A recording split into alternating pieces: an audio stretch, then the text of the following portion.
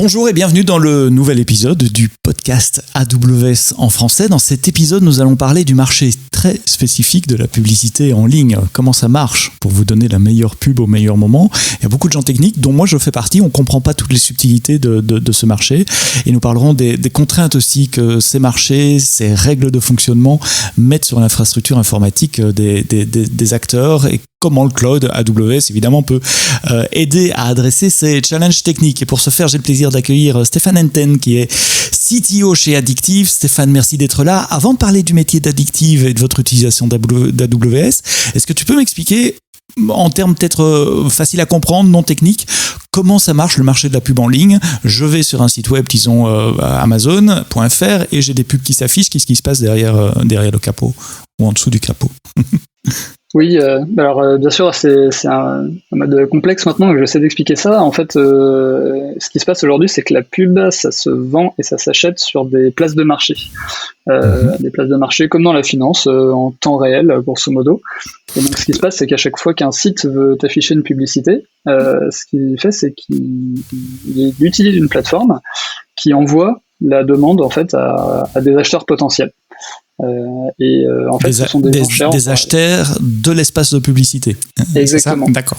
L'idée, c'est que celui qui a un espace à monétiser, il fait jouer le marché, et donc il dit voilà, j'ai tel emplacement, il a tel format sur tel environnement, en gros, il demande au plus offrant de lui payer l'emplacement. Donc, du coup, ça s'achète en temps réel, c'est-à-dire qu'il y a des contraintes assez fortes autour. Et donc, nous, on est acheteurs là-dessus de publicité, et donc les plateformes comme nous reçoivent en permanence tout ce trafic là de demande d'enchères. Donc chaque fois que quelqu'un a une page web avec un encart pub, ça arrive chez vous entre autres pour dire est-ce qu'il y a un annonceur qui pourrait être intéressé, et à ce moment-là il y a déjà des données du client qui transitent. On sait que c'est moi, Sébastien, ou on sait en tout cas mes centres d'intérêt. Oui, alors ça dépend des plateformes, mais effectivement l'idée à la base c'est qu'il y a un identifiant publicitaire qui est transmis et qui permet justement à toute la chaîne en fait de retrouver ce qui s'est passé. À la base c'est surtout utile pour ce que le marché appelle l'attribution, c'est-à-dire que le marché a besoin de savoir en fait qui a affiché une publicité et a potentiellement déclenché un achat, parce que c'est celui qui sera payé à la fin. Et tu dis c'est une enchère où le plus haut prix gagne, ou on peut surenchérir aussi, c'est un eBay de la pub, ou c'est... Non, t'as qu'une seule chance pour gagner l'enchère, effectivement. Et après, il y a plusieurs modes, comme dans les enchères traditionnelles. Il y en a, c'est celui qui a enchéri le plus, des fois c'est le second prix, enfin voilà, il y a un tas de modes d'achat là-dessus. Et tout ça se passe en quelques millisecondes, parce que en général, les pubs s'affichent avant le contenu de la page que je veux aller voir d'ailleurs. Exactement. Alors les plateformes, du coup, font ce qu'elles peuvent pour tricher. Souvent, elles font la demande un peu avant, ou elles mettent en cache ce qu'elles peuvent. Mais en fait, il y a pas de secret. Au moment où tu reçois la demande, il faut répondre assez rapidement. Dans notre milieu, on dit grosso modo en moins de 75 millisecondes. 75 millisecondes. Alors, Addictive, dans ce marché de la publicité, vous faites quoi exactement ? Donc nous, on achète de la pub pour un usage qui est en fait le service de réengagement ou de retargeting, suivant les façons dont on l'appelle. Concrètement, nous, notre service, c'est d'aller chercher les utilisateurs des applications mobiles qui donc sont déjà utilisateurs d'une app et un jour ont arrêté de s'en servir. Donc c'est assez courant. En fait, le marché de l'appli mobile considère que assez vite tu te lasses d'une app et tu vas utiliser une autre. Et donc dans la panoplie des gens qui font du marketing, ils ont un tas de services, et celui-là permet en gros d'aller repêcher les utilisateurs qui ont oublié telle ou telle app. Attends, j'essaye de rephraser ça et de mettre ça dans ma tête. Donc, je suis développeur d'une app. Je remarque qu'après 3 jours, je perds 90% de mes utilisateurs. Donc, je vous appelle, Addictive. Qu'est-ce que vous pouvez faire pour moi? Et globalement, ce que vous allez faire, vous, c'est acheter des espaces de pub. Donc, vous vous placez comme un acheteur, comme si vous aviez une annonce à faire. Sauf que vous êtes juste un intermédiaire entre l'endroit où va se trouver, s'afficher la pub, et le développeur de l'app. Et vous allez dire, tiens, si c'est un client de mon client, de l'app en question, alors je fais un bid dessus pour lui proposer une pub, pour lui rappeler qu'il a toujours une app sur son téléphone et qu'il peut l'utiliser. C'est un bon résumé? C'est exactement ça. Wow, donc voilà, du coup on va chercher donc les utilisateurs existants, et donc pour ça on a besoin de les connaître évidemment. Et donc nous, on a une plateforme grosso modo qu'on développe qui fait la jonction entre les deux. Et donc il y a une plateforme qui est assez intensive en données, parce que d'un côté, en gros, on reçoit les données de nos clients, qui sont les éditeurs d'applications, et en gros, ces données, c'est des événements.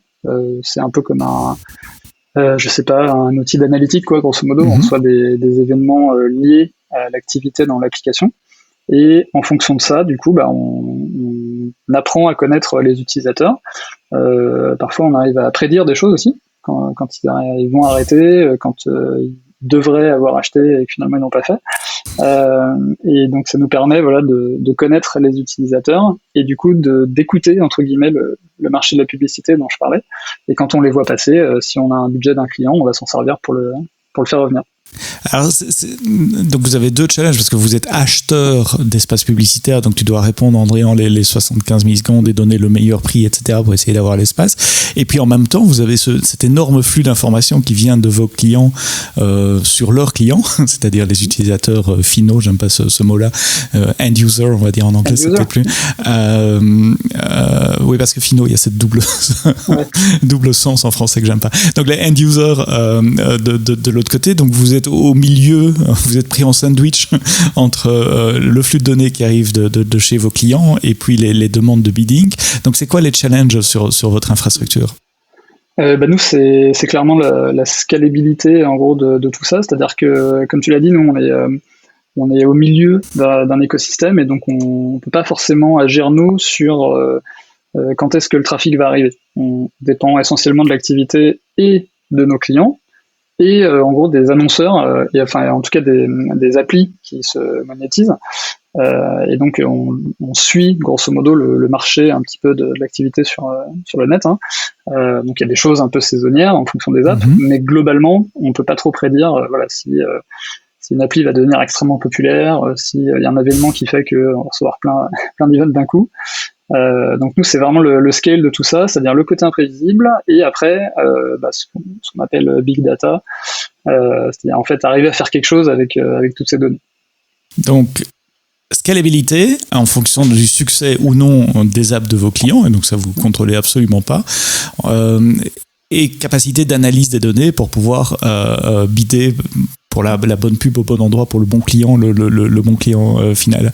Alors tout ça, ça marche sur AWS. C'est quoi votre architecture ? On va peut-être commencer par le côté bidding, donc ça on suit l'ordre logique des opérations. Alors oui, bien sûr. Donc quand on reçoit des demandes d'enchères, donc faut voir que ça c'est at scale cette partie-là. On parle de 1 million de requêtes par seconde. En continu toute la journée, vous recevez 1 million de requêtes par seconde ? Ouais, alors c'est bon.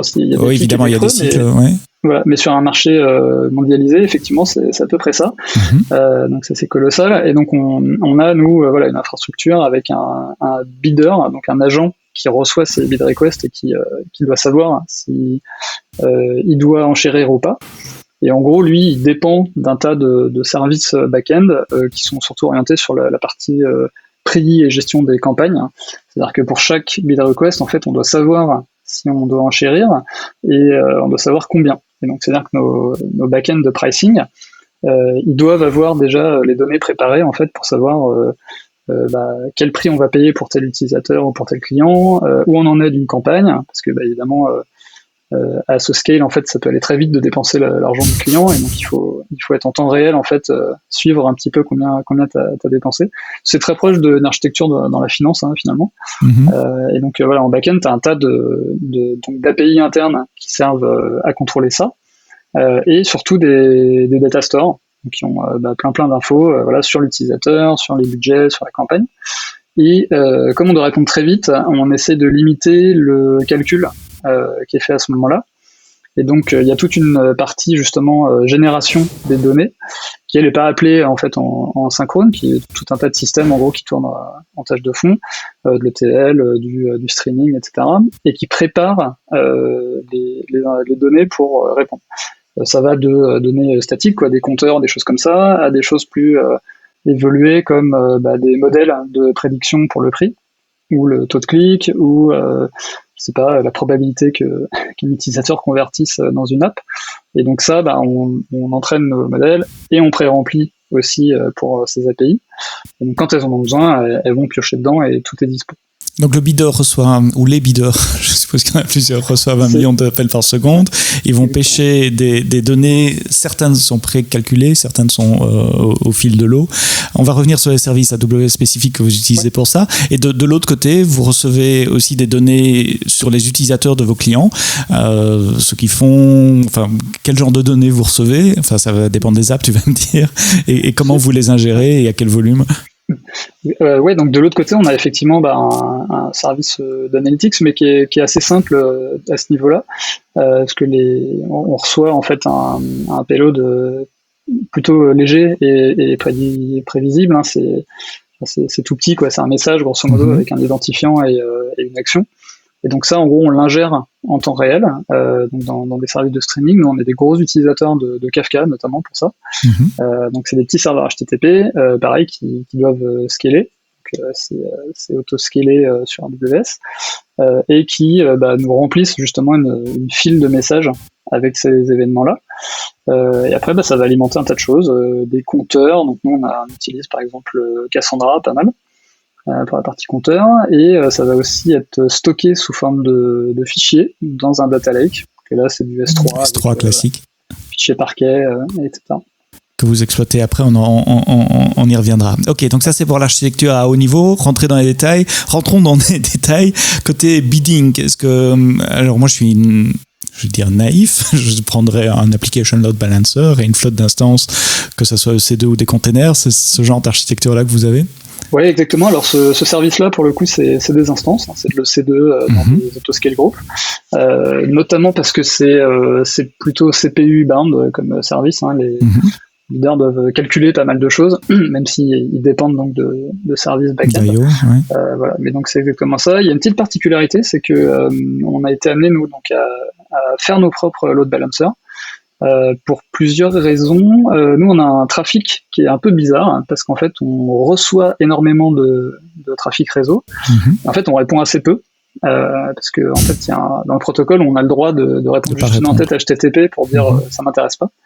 Et donc nous, de par notre métier, en fait, on enchérit dans 1% des requêtes qu'on reçoit.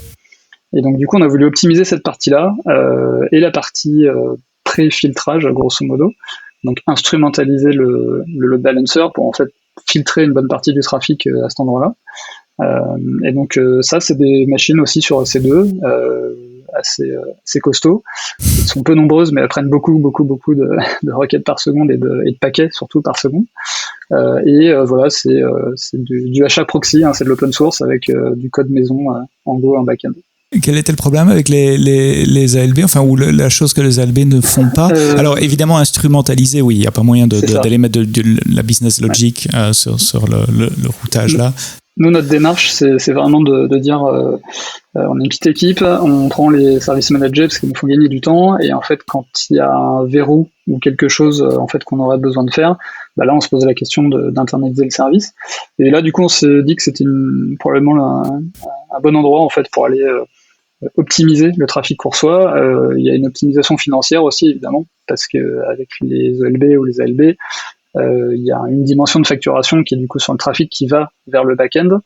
Et nous, il y avait une incohérence, grosso modo, à être facturé pour ce trafic-là qui finalement ne nous intéressait pas. Oui, si vous répondez qu'à 1% du trafic et que la décision de répondre ou pas répondre se fait sur le back-end, vous allez payer pour 100% des requêtes, alors que vous n'en traitez que 1%. Donc je comprends la logique qu'il y a là derrière. Autoscaling, donc c'est ce service qui permet de rajouter des instances ou d'en retirer en fonction de différents critères métriques et automatiquement. C'est un service qui est un peu lent parfois. Enfin, je veux dire, il a un certain temps pour qu'une alarme se déclenche, et puis pour booter les instances, peut-être provisionner les instances, mettre vos applications dessus. Comment est-ce que vous travaillez avec cette, j'aime pas dire lenteur parce que j'ai pas envie de donner une mauvaise impression, mais bon, c'est pas un service qui est réactif. Si vous avez un pic soudain d'activité, ça suit pas. Donc, comment vous travaillez avec Autoscaling? Ouais, on accepte, nous, ces contraintes. Justement, on est une plateforme qui est cloud native, hein, elle est née en fait sur AWS pour le coup. Donc en fait, on accepte ces contraintes et on prend les avantages qui vont avec. Nous, on pousse même le bouchon en fait à utiliser du spot sur les load balancers, ce qui n'est pas forcément intuitif. Voilà. Et je le garde, je le note, on va en reparler juste après, on reparlera optimisation des coûts et ça m'intéresse aussi. Je te laisse continuer sur autoscaling. Ce qui du coup nous a amené à bosser pas mal l'outillage, donc justement avoir aussi des helpers de notre côté pour déclencher parfois des choses, justement peut-être accélérer certains traitements, et aussi on optimise beaucoup le temps de démarrage de toutes nos instances. Nous on prépare des images qui bootent et qui n'ont rien à faire normalement quand elles démarrent, et on peut aller assez loin, type pré-remplir par exemple les registries Docker en local ou des choses comme ça, pour que au démarrage initial il y ait vraiment le moins de choses à faire pour la machine. Donc un peu pareil, en fait, on commence avec une version naïve parce qu'on considère qu'aller faire de l'optimisation de l'OS, c'est pas forcément là où on gagne beaucoup de temps. Et quand on trouve un use case comme ça où c'est intéressant, on y passe du temps. Alors, tu as mentionné Docker, donc sur ces instances EC2, il y a des containers qui tournent, ouais. et vous les orchestrez comment ? Alors sur celle-là, c'est pas orchestré au sens orchestration de conteneurs, c'est juste la façon dont on package en fait une partie de nos applications. Par contre, le reste des services, des API, là pour le coup, nous on utilise pas mal Kubernetes et notamment IKS chez vous, qui est un service qui nous fait gagner pas mal de temps. Avec des instances EC2 que vous managez vous-même en autoscaling alors, ou avec Fargate ? C'est de l'EC2 qu'on manage derrière. Que vous managez vous-même, ok. Ouais. Parce que pareil, en fait, on a assez tôt voulu utiliser des choses qui n'étaient pas encore forcément prévues par l'autoscaler qui était fourni. Et donc, notamment, on a aussi des mix d'instances assez compliqués, avec aussi du spot, justement, dans nos clusters Kubernetes. Bon, ça fait 2 fois que tu mentionnes Spot. On y va, effectivement. Donc, avant ça, j'ai encore une question que j'avais en tête. Je ne sais pas si tu connais la réponse, mais si tu l'as de tête, il faut combien de grosses instances front-end pour accepter 1 million de connexions par seconde ? On parle de 2, 3, 4, 5 ou 100 ou 1000 ou... Non, c'est... Alors, pour la partie load balancing, là-dessus, on est très content là, des instances... qui sont compute et network optimized sur AWS. Celles qui ont un petit N dans leur nom à la fin. Network exactement. optimized. Et on est à quelques instances par région. Donc c'est, je sais pas, entre 6 et 10 grand max. Ah ouais. Et donc c'est des machines qui peuvent prendre sans problème 100 à 200 000 requêtes par seconde. Évidemment, si elles font pas de CPU derrière. Dans votre cas d'utilisation spécifique. Voilà. Donc, vous avez une flotte assez énorme entre les front-end multi-régions, les back-end et puis la flotte d'ingestion de traitement. On a parlé entraînement de modèles également, je vais y revenir. Donc, vous avez essayé d'optimiser les coûts. Tu as parlé d'une optimisation notamment du trafic entre les load balancers et de C2 pour diminuer les coûts et de Spot plusieurs fois. Donc, Spot, ce sont ces instances qui sont vendues moins cher que les instances à la demande, mais qui peuvent être interrompues n'importe quand, en théorie en tout cas. On les reprend si jamais on a besoin de capacité. Donc on disait, je ne sais pas si on dit encore maintenant, c'est l'excédent de capacité dans nos data centers qu'on préfère vendre à un prix discount, enfin ou louer à un prix discount plutôt que les laisser prendre la poussière dans un coin du data center. Comment vous utilisez Spot, et surtout avec cette caractéristique que les instances peuvent être prises à tout instant? Donc effectivement, ces instances, elles ont elles aussi un prix de marché finalement qui fluctue. Donc en fonction de combien tu es prêt à payer, tu peux en avoir tout de suite ou pas, justement. Donc nous, on a trouvé ça intéressant pour optimiser en fait nos coûts. Comme je te disais, on a une plateforme qui est très cloud native, dans le sens où nous, on a très peu de serveurs statiques. Alors on en a quelques-uns évidemment pour des data stores ou des choses qui peuvent pas être sacrifiables, mais sinon je dirais que 100% de nos workloads sont sur des flottes de machines qu'on stateless. Voilà, complètement stateless, qu'on peut perdre, qui reviennent. Alors évidemment, nous, du coup, à ce scale, d'ailleurs, je ne saurais pas te dire en pic combien on a de serveurs. Je crois que c'est entre 700 et 900 à l'heure du pic, parce que nous, on applique les patterns, nous, les serveurs, on les connaît pas.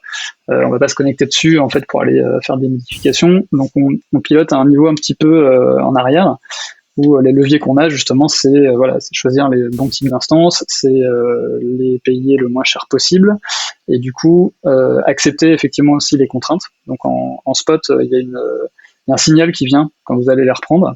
Alors c'est court, t'as que 2 minutes, mais voilà. Mais du coup normalement ça suffit, c'est-à-dire que tu peux déclencher plein de choses, un signal, quelque chose sur l'instance, mais aussi t'abonner à des messages et orchestrer en fait cette partie-là. Donc sur la plupart des workloads comme ça qui sont auto-scalés, nous ça nous pose vraiment aucun problème. Les machines disparaissent et il y en a une autre qui va arriver. On a outillé un petit peu avant que vous ayez là des options de provisioning pour faire ça, le fait de refresh les machines un peu proactivement. Parce qu'on se rend compte que c'est pas uniforme, il y a des machines qui restent très longtemps, d'autres qui sont reprises assez vite, et donc on a arbitrairement décidé en fait d'écrire voilà des petits outils qui finalement les remplacent par des plus récentes. Donc ça marche très bien. Et en fait sur d'autres types de workload, au contraire on fait un peu attention. Donc par exemple sur la partie data, pour en reparler si tu veux, mais donc là c'est pareil, on a un orchestrateur. Donc là, c'est Airflow en l'occurrence, qui est un outil open source, qui nous permet aussi de choisir et d'attendre même des fois avant de déclencher des traitements que les conditions soient là. Donc par exemple qu'il y ait assez de machines disponibles, parce que les frameworks qu'on utilise pour la partie data, ils sont pas tous très contents quand des nœuds disparaissent. Je pense à Spark notamment. Oui, évidemment. Là, on est sur du stateful, donc on peut pas enlever un nœud d'un cluster aussi facilement qu'un load balancer. En tout cas, il faut flusher ces données quelque part. C'est ça, c'est possible au prix d'un effort qu'on n'a pas fait pour l'instant parce que on a estimé que ça suffisait en l'état. Et avez-vous adopté des stratégies pour minimiser la probabilité qu'une instance soit enlevée? Une des stratégies consiste à varier sa flotte, à avoir des instances de familles différentes, de tailles différentes, dans des availability zones différentes, parce que c'est moins, on diminue ainsi la probabilité que plusieurs instances disparaissent en même temps. C'est le genre de choses que vous faites? Alors oui, on essaye. Par contre, j'avoue que maintenant, en fait, vu le nombre d'instances qui existent, je pense qu'on n'arrive pas à vous suivre. Et donc, en fait, des fois, on en découvre en fait qu'on doit rajouter dans le mix parce que voilà, on avait zappé qu'elle pourrait correspondre. Je sais plus combien c'est là, mais c'est énorme le nombre d'instances que tu peux avoir. J'ai arrêté de compter également. Il y a beaucoup de clients qui nous disent on utilise du spot et finalement on se rend compte qu'elles sont quasiment jamais interrompues. Tu rejoins cette constatation, enfin que ça reste relativement rare. Alors ça dépend vraiment des types d'instances et évidemment des régions. Et il y en a certaines où on se rend compte qu'elles durent des mois même. C'est original. Ouais. Et d'autres qui peuvent disparaître au bout de quelques heures. Donc nous on considère qu'il vaut mieux traiter le pire entre guillemets, donc le plus risqué.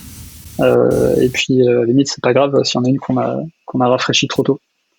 Pour pouvoir déployer des clusters comme ça sur Spot, il faut tout automatiser. Donc vous avez investi également en script et en automatisation, infra as code. Ouais, effectivement, nous, pour nous, en tant que archi plateforme cloud native, il y a vraiment des choses où on n'aurait pas pu le faire entre guillemets sans AWS. Donc il y a ce côté flexibilité d'avoir plein de services un peu qu'on veut. Et la contrepartie, c'est donc qu'il faut piloter tout ça. Comme je te disais, nous, les machines, on les connaît pas, on les déploie pas à la main. On fait donc de l'infra as code. On utilise Terraform, qui est vraiment pratique pour ça, qui permet de versionner aussi et de lier en fait la vie du code et la vie de l'infrastructure. Sur certaines parties de l'infrastructure, on en fait un usage assez sympa parce que ça permet notamment pour les développeurs de pouvoir instancier une plateforme complète. Nous, on a pas mal de complexité, comme tu vois, il y a pas mal de services back-end, des API, plusieurs data stores dont tu as besoin pour tester un composant. Et donc, on fait des choses avec ça, par exemple, qui sont quand tu as une branche, par exemple, sur un des composants, et ben quand elle est poussée sur GitHub, par exemple, on va aller instancier tout l'environnement. Donc, pas que le composant que tu as touché, mais si c'est une ligne dans un CSS, et ben on va aller pousser l'API qui va derrière, la base de données s'il y en a une, les services back-end. Et puis tout ça va être joignable en fait via une URL dédiée, unique, qu'on va poster dans le projet associé. Ce qui est vachement pratique pour les développeurs pour tester justement l'intégration de tous ces services et qui facilite aussi toute la partie QA, on va dire, pour pouvoir tester que ça fait vraiment ce que tu veux. Et puis c'est ça la plateforme qui va devenir la plateforme de prod et progressivement transférer plutôt le trafic de prod vers cette plateforme qui était temporaire, qui était. Alors sur certains composants on fait ça, oui, on fait du blue-green deployment. C'est à ça que je voulais en venir. Oui. Ouais, c'est très très courant à ce scale, en fait, c'est assez difficile de tester, on va dire, à froid. Donc, on a évidemment des environnements de staging comme tout le monde, mais disons que nous, on applique plutôt les pratiques où on va diriger une partie du trafic sur la nouvelle version qu'on connaît. On va l'observer, en fait, et voir ce qui se passe. Et si ça se passe bien, progressivement, elle va récupérer tout le trafic. Quand je fais des speeches dans des conférences où je parle de blue-green deployment, en général, je dis attention, n'utilisez pas que des métriques techniques pour monitorer la santé de votre application. Appliquez aussi des métriques métiers, c'est quelque chose que vous faites. Et quel genre de métriques si c'est pas trop spécifique? Oui, tout à fait. On est complètement aligné avec cette pratique parce que nous, on regarde évidemment aussi les métriques techniques parce qu'il faut voir qu'il y a une cohérence dans ce qu'on a changé, mais nous, la bonne façon en fait de savoir si un composant il a amélioré ou il a changé la performance de la plateforme, en fait, on est obligé de le regarder sur le résultat de la chaîne. Donc concrètement, nous, c'est après qu'on ait enchéri sur des publicités, c'est après que potentiellement un utilisateur il ait fait quelque chose dans l'application en fait du client, et donc nous on va voir le résultat vraiment sur la performance de nos campagnes. Du coup, on est obligé de suivre ça aussi en temps réel. Donc, c'est tout ce qui est reporting, analytics. Nous, on est très friands de toutes ces technos là de stream processing et de temps réel, parce que ça nous permet aussi d'exposer toutes ces métriques au métier, à des employés, à des collègues. Et donc, on leur fournit des graphiques, c'est de l'analytics pour suivre justement le déploiement. Et en fait, nous, on s'en sert aussi pas mal dans le monitoring. Pour faire de l'introspection, pour vérifier que suite à un événement sur l'infrastructure, il n'y a pas eu un gros changement, par exemple, dans la façon dont on dépense l'argent. Parce que comme tu sais, sur ces systèmes-là c'est un peu de l'achat à haute fréquence, c'est comme dans la finance. Ça peut s'emballer. Tu peux te retrouver, si ça s'emballe, tu peux te retrouver à dépenser des millions assez rapidement. Et donc là aussi, vous avez des mécanismes de contrôle pour bloquer ça. C'est ça, tout est extrêmement défensif. Si en gros, les composants, s'ils ont un doute, ils arrêtent. Il vaut mieux ça que dépenser tout le budget du client. Dernière chose sur le blue-green deployment, parce que c'est une question que j'ai très fréquemment, c'est on dit ok, je veux bien comprendre comment faire un rollback d'un service stateless, mais si dans toute ma chaîne, dans tout ce que j'ai déployé, il y a aussi du stateful de la base de données, etc., comment on fait du rollback? Et tu as même dit avant que vous déployez des chaînes complètes, y compris une base de données. Donc comment vous amenez l'état dans la base de données, vous faites un rollback, etc. Oui, c'est une bonne question. Nous, c'est typiquement des avantages qu'on voit aussi sur le fait d'être très cloud native et d'utiliser des choses qui sont faites pour. Parce que on parle de base de données, mais alors pour être précis, nous, ce qu'on entend avant pour une base de données, donc au sens, je pense, SQL et relationnel, nous, finalement, on n'en a pas tant que ça. Ça sert surtout à configurer des services. Par contre, c'est vrai que nous, on a plein de data stores variés et spécialisés surtout.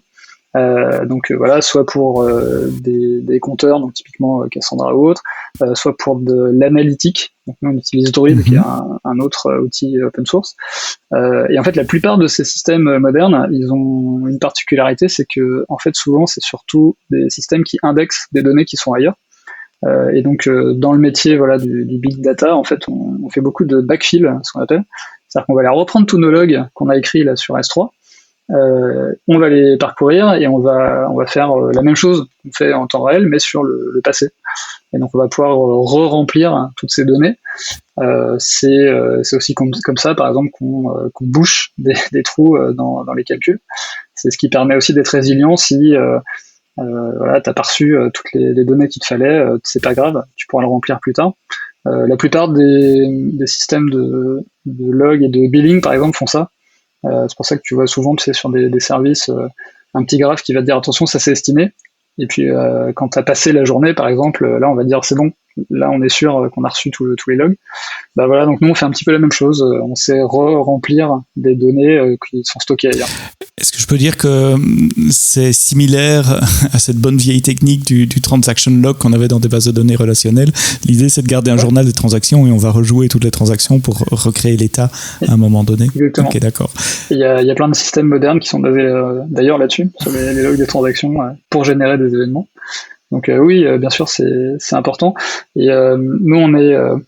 voilà, on a beaucoup d'environnements comme ça qui vont se créer et se détruire. L'important, c'est qu'on puisse suivre justement la consommation. Nous, on est assez poussé sur la partie tagging de notre infrastructure. En fait, nous, on a des policies en place qui font que tu ne peux pas créer des ressources si tu n'as pas mis les tags qui vont bien. Tu peux pas, c'est access denied ou elles sont détruites juste après que tu les aies créées? C'est access denied pour certains. D'accord, ouais. Ouais. C'est un mode un peu strict, mais ce qui permet que voilà, tu sois sûr qu'en fait les ressources soient créées avec le contexte qui fait que tu peux les suivre. Et quand tu parlais de métriques là pour savoir si tout se passe bien, nous il y a aussi certaines analyses qui se basent finalement sur les coûts d'un service. Et donc quand on fait un changement, et ben quand on a les données de billing d'AWS, en général c'est un jour ou deux après, on peut suivre aussi l'impact là-dessus. Ah ouais, donc oui, donc non seulement c'est les métriques techniques, les métriques business, mais aussi des métriques de facturation pour être certain que le changement n'augmente pas significativement, en tout cas vos coûts, en tout cas de façon non contrôlée. On parlait de coûts. Ah oui, vas-y, tu voulais rajouter quelque chose? Je voulais préciser parce que tu as parlé justement des bonnes pratiques, tu vois, de répartir par exemple tous ces trucs sur plusieurs easy. Faut aussi se souvenir que ça, donc c'est une bonne pratique pour la résilience, mais il y a un impact sur la facturation, ce qui est normal. Vous trimballez voilà ces données entre plusieurs data centers et donc c'est facturé. Mais ça veut dire qu'à notre scale, il y a des choses comme, je sais pas, augmenter la taille de la réponse d'une API par exemple. Bon bah quand elle est appelée 40 000 fois par seconde, ça peut générer beaucoup de trafic. Et donc ça, voilà, on le surveille aussi. Et ça permet de faire un bon lien sur ma dernière question technique, qui est vous monitorez donc les coûts. Tu as dit aussi que vous essayez d'utiliser les services managés d'AWS là où ça a du sens, parce que comme ça vous ne devez pas réinventer la roue. C'est là où ça a du sens qui m'intéresse. À votre échelle, vous rencontrez probablement des limites ou des challenges que d'autres clients n'ont pas. Est-ce qu'il y a des endroits, oui, tu as déjà parlé des load balancers, est-ce qu'il y a d'autres endroits en tête où un service managé n'a pas pu être utilisé et pourquoi? Oui, alors comme je te disais, on a cette démarche nous de quand c'est neuf et qu'on part de zéro, plutôt d'essayer de le faire avec le service managé. Et à l'inverse, quand il y a des nouveaux services, on essaye en fait de voir si ça pourrait remplacer ce qu'on fait nous. Tout simplement parce qu'on est une petite équipe, on n'a pas beaucoup de gens pour gérer tout ça, et que généralement on préfère voilà, que vous occupiez un petit peu de cette partie-là. La difficulté dans ce cadre-là, c'est que nous, on a un usage existant et que des fois, on doit vérifier en fait si le mettre en service managé va pas nous bloquer pour des choses. Donc des fois, c'est des fonctionnalités, effectivement. Des fois, c'est aussi un impact financier qui est pas forcément que parce que le service coûte cher. Mais par exemple, il y a certaines pratiques, nous, qu'on maîtrise pas complètement. Pour donner des exemples sur la partie data et donc accès au data lake, nous on utilise donc un de ces services là qui indexe finalement toutes ces données, donc qui s'appelle Presto, qui est open source, c'est né chez Facebook il y a très longtemps, et vous le faites tourner dans Athena, qui est un service très cool. Le problème c'est que nous c'est pas utilisé que par des ingénieurs. C'est un service en fait qui est utilisé par d'autres équipes, notamment d'analystes dans la société ou de gens qui produisent des rapports pour des clients. Et du coup, voilà, eux, ils vont s'en servir un petit peu comme une base de données justement SQL. Ils ont des outils, en fait, soit des scripts qu'ils ont fait, soit des outils graphiques, et qui leur exposent pas forcément toutes les contraintes qu'il y a derrière. Et donc, c'est déjà arrivé que voilà, une petite requête un petit peu, tu vois. Open se retrouve à te parser des centaines de terras parce que la personne s'est dit tiens, et si je regardais sur 6 mois ce qui se passe pour ce client. Et donc du coup nous, un service comme Athena qui facture à la donnée parcourue, on aimerait bien, mais on se dit qu'on risque de pas pouvoir maîtriser l'usage. Oui, puisque le coût dépend de l'usage qui est fait par les analystes. Donc Athena, pour ceux qui nous écoutent et remettre dans le contexte, c'est un service qui permet de faire des queries SQL sur des fichiers qui sont stockés sur S3, par exemple, des fichiers CSV, Parquet ou autres qui sont stockés sur S3. Et comme tu l'as dit, le pricing est au volume de données parcourues. Et donc, si on fait des queries historiques sur de courts volumes de données, ça peut chiffrer. Et donc, comment vous faites alors pour analyser ces données ? Donc du coup on fait tourner nous-mêmes Presto qu'on package et qu'on fait tourner dans Kubernetes avec de l'autoscale, parce que ça fait de la calcul distribué, et donc on se débrouille pour que quand personne s'en sert, on minimise la plateforme, et que par contre assez agressivement quand quelqu'un fait une recherche, on va démarrer en fait beaucoup de nœuds pour ça. Il y a d'autres cas où au contraire on s'est dit que ça valait pas le coup de nous en fait d'aller mettre de l'effort pour maintenir un système. Par exemple, pour ces besoins de reporting et d'analyse, on utilise aussi Redshift par exemple, qui est très adapté, où en fait nous on sait que mettre en place un warehouse d'analytique pour ça serait beaucoup plus compliqué. Oui, ça demanderait plus d'intervention et de temps humain pour gérer ça. Donc une plateforme super automatisée, capable de scaler extrêmement. En préparant le podcast, tu as parlé parfois de pics de scaling 4 fois. Vous augmentez la taille de votre plateforme de 1 à 4 ? Oui, ça arrive, parce que comme je disais, on est vraiment dépendant, enfin je pourrais presque dire qu'on subit le trafic de nos clients. Et surtout, en fait, nous, pour commencer à travailler avec un client, nous, la matière brute, c'est ce flux-là d'analytique qu'on reçoit en fait en temps réel. C'est une intégration où l'appli du client l'envoie à une plateforme, et la plateforme nous la renvoie. En fait, il faut savoir que nous, le métier qu'on fait, il est intéressant pour les éditeurs d'appli qui ont, on va dire, une audience conséquente. Et donc, en fait, on a essentiellement des gros clients. Nous, c'est dans le gaming, par exemple, tu vois, c'est des gens comme King qui font des jeux où il y a, je sais pas, 1 milliard d'utilisateurs. C'est ou Blizzard, par exemple, aussi sur des apps type Hearthstone. Et pareil, dans le e-commerce, tu vois, c'est des gens, je sais pas, comme Lalalab, des gros sites e-commerce dans d'autres pays. Et donc, le processus commercial fait que souvent, en fait, les gens chez nous savent pas exactement quand le client va activer ce fameux flux de données. Surprise. Notamment, nous, on a, c'est un risque effectivement. Alors, c'est un bon problème, hein, mais par exemple, on a travaillé avec TikTok, qui est l'appli, tu vois, la plus téléchargée, ouverte, etc. Et en fait, quand ils ont commencé à nous envoyer les données, on savait pas quand ça allait arriver, et donc effectivement, d'une minute à l'autre, on a fait x4 sur ce type de trafic-là. Donc c'est là où on est bien content de pouvoir scaler, tu vois, automatiquement. Oui, c'est là que vous êtes content d'être sur le cloud et pas on-premises, parce que... Exactement. Sur un use case type t'as ton data center, soit tu provisionnes 10 fois plus de matériel, et franchement c'est un peu dommage, il va servir à rien le reste du temps, sans compter le surcoût en fait de gérer tout ça. Soit juste c'est pas possible en fait. Tu vas dire non, désolé, on va devoir rejeter le trafic, s'adapter de notre côté, et on dira au client quand c'est bon. Ce qui est un petit peu dommage, ça fait des freins en fait pour le business, mais on n'a pas envie d'imposer ce genre de contraintes. Comment tu vois le futur de l'infrastructure ? Je vais pas parler du futur du métier, mais du futur de l'infra. Écoute, un peu dans la même direction. Je pense que vous avez ouvert justement on va dire le fait que c'est les développeurs qui choisissent et qui consomment les services.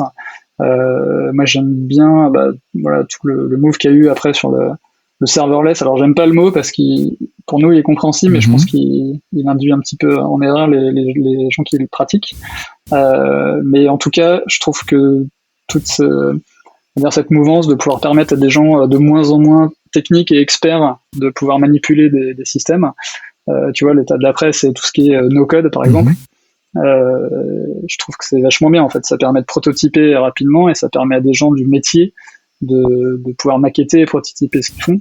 Nous, typiquement, pour notre site web, on n'utilise pas des développeurs chez nous. Le marketing, ils sont autonomes, ils utilisent des services faits pour.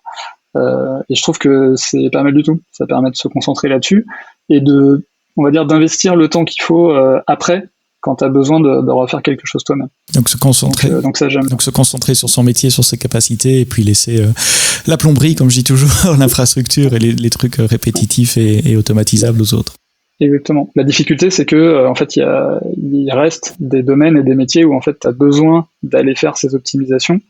Et là, en fait, il faut connaître ce qui se passe en dessous. Et donc, il y a un peu une difficulté. Nous, on a la chance d'avoir des équipes assez grandes pour avoir des experts finalement des deux extrémités. Mais je pense que quand c'est plus petit, ça peut être plus difficile pour le coup, parce qu'il faut être aussi bon sur les abstractions que sur ce qui est en dessous.